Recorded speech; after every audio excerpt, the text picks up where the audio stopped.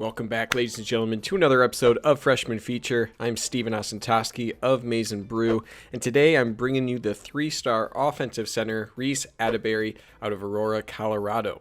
Thanks to John Simmons and Von Lozon for suggesting Reece Atteberry for this episode. Those are other members of the Maize and Brew team.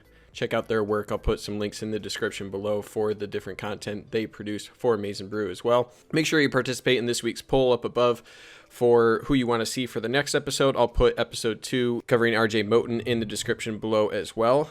With that said, let's get into Reece Atteberry here. Atteberry went to Eagle Crest High School in Aurora, Colorado. He helped them get to a 9-4 record and appearance in the quarterfinals as a senior. It was their 4th straight quarterfinal appearance as a team while he was on varsity. He did play both sides of the ball. He mainly played offense, obviously, but he did moonlight at defensive tackle as a part of that rotation. Skip the stats. Offensive lineman, not a whole lot of stats. Skip right to his metrics here. So his 40 time of 5.84, not as fast as you would want to see. Usually in the lower 5s is where you want to see a lineman. His athleticism doesn't match that, which what I mean by that is the positive, where he's more athletic than what his 40 shows. Shuttle time, same thing, 5.24. You'd like to see that a little lower, but not terrible. His power ball, I believe, was in 32 range. That shows he needs a little bit more strength, so his testing numbers could improve, but I'm impressed with his film more than his testing numbers show. Moving on to his rankings here. Rivals and ESPN do not have a national ranking. They have him around 50 offensive tackle, so interestingly enough,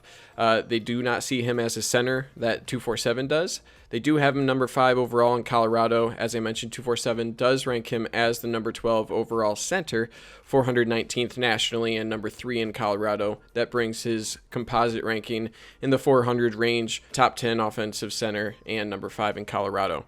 All services have him around 6'5", 280 pounds. For his recruitment, so Michigan got in pretty early on Atteberry. 5th offer for him back in May of 2018. He formed a really good relationship with offensive line coach Ed Warner. Took a lot of visits, a handful to Michigan, Nebraska, Oklahoma, Ohio State. Ohio State and Notre Dame were leading his recruitment at one point. Their classes were filling up, which obviously benefited Michigan. He had a visit scheduled with Ohio State, which they canceled after flipping Grant Toutant from Penn State over to the Buckeyes. Later on in the recruitment, Notre Dame thought they were really going to land him. If you Google Reece Atteberry's name, you'll see a ton of Notre Dame articles. They were pretty confident. Atteberry committed to the Wolverines in June of 2019. He's also a high academic guy, so obviously Michigan's high academics played a role there as well. Looking at his offers, so obviously Notre Dame, Ohio State are in there. You have Penn State, Iowa, Nebraska, Oklahoma, Oklahoma State, and then some Pac-12 offers, Oregon, USC, Utah, and also Miami of Florida. Not all of those were committable, so obviously Ohio State had him kind of as one of their second-tier offers where he wasn't, despite the offer, they were still waiting on a couple other guys, but it's still a very good offer sheet, even if some of these offers weren't 100% committable at the time. Let's look at his scouting. So for his positives, he's a very lean lineman. He's only 280 at 6'5", so he can fill out that frame a little bit. He has light feet, good bend, and a violent player. He has great mobility and capability to play inside, which is where I like him most, and a lot of scouts do. He's a ferocious run blocker, quick off the snap, moves feet very well for pulling and setting the edge, and positional versatility across the entire offensive line. So you see some services have him as a tackle, others have him on the inside. His skill set matches that pretty well.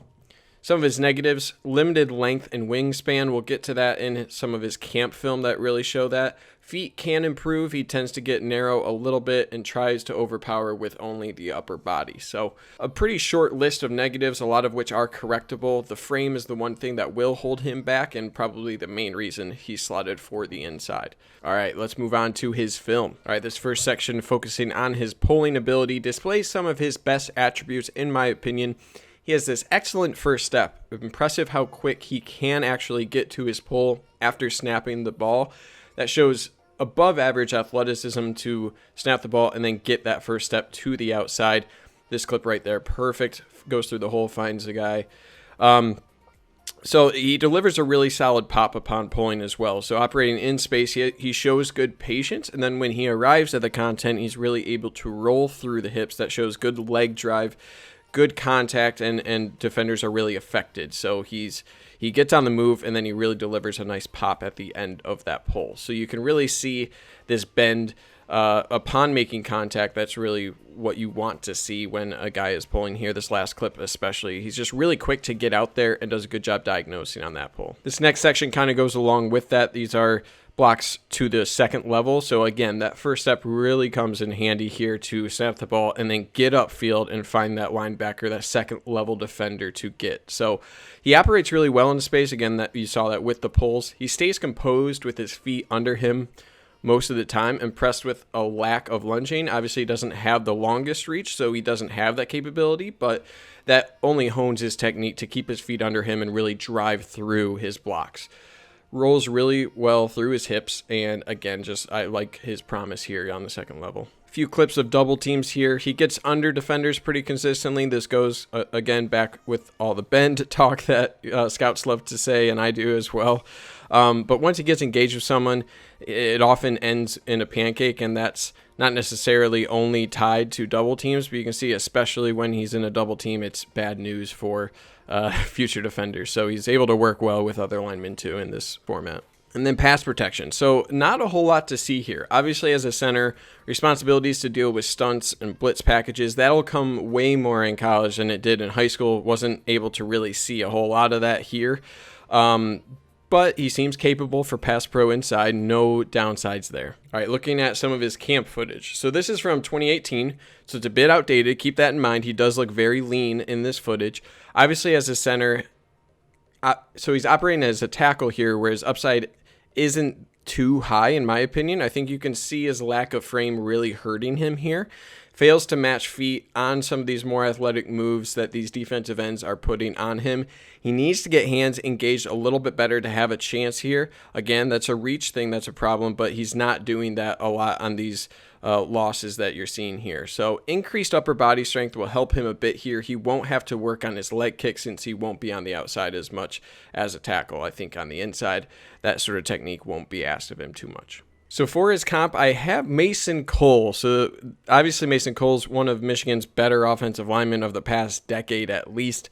He's a 6'4", 280-pound offensive tackle, offensive guard out of high school. There was some positional versatility in the rankings there as well. He was a high 4-star within the top 100 to 247 at 87 overall. Number 4 offensive guard. He was a bit more lauded than Atteberry. Obviously, Atteberry is a middle, kind of higher 3-star to 247, but middle of the pack, definitely lower to some of the other services. So Mason Cole was a guy who played both center and tackle for Michigan. He had positional fluidity, very similar to Atteberry. He was a 2-time second-team All-Big Ten, drafted in the 3rd round to the Arizona Cardinals, started all 16 games as a center for the Cardinals in 2018, and then started 2 games at left guard in place of injury. So he's a backup interior offensive lineman in his latest season in the NFL. So just some comments from his NFL draft profile. Mason Cole fires off the ball low and with good pop in the run game, shown mobility to move down line of scrimmage, has solid lateral movement, smart and durable. For the negatives, his short arm and short reach limits him to the inside. So that could be the same exact scouting profile for Atteberry, I think, where all of the skill sets you want of an interior offensive lineman, the good pop, good bend, the ability to pull and to move well in space. Those are all things Atteberry brings to the table. The only limitation is the frame, and honestly, if there's one thing I want to limit a guy, that's probably it. The rest really improves how high the floor is. Mason Cole was obviously called to contribute very early as a true freshman. I don't think you'll see that with Atteberry. I would like to see Atteberry put on another 20, 30 pounds in his redshirt year and then deploy him 2021 onward. So for his projection, I think the path to early playing time at center is higher than any other position for Michigan's offensive line. Ruiz is left early for the NFL. You have Spinellis who transferred out. So Atteberry did tell the Wolverine in August that the coaches plan on starting him out at right tackle, which is a little strange to me. I don't really see it. I see him more of a true interior guy. I would love to get him pulling as much as possible. He has shown that versatility.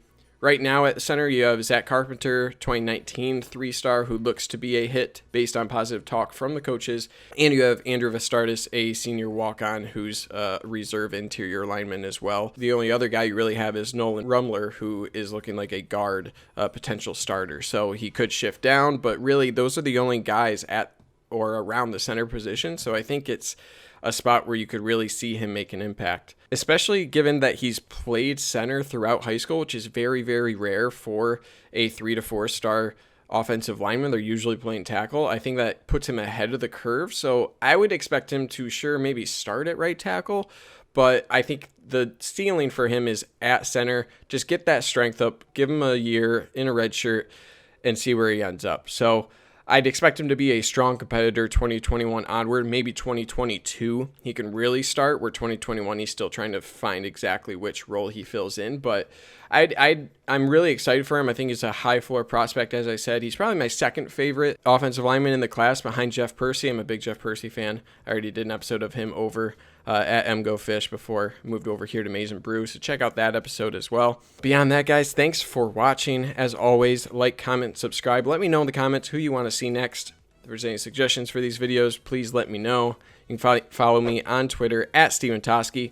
Beyond that, hope you guys have a great holiday weekend. Stay safe out there, and as always, go Blue.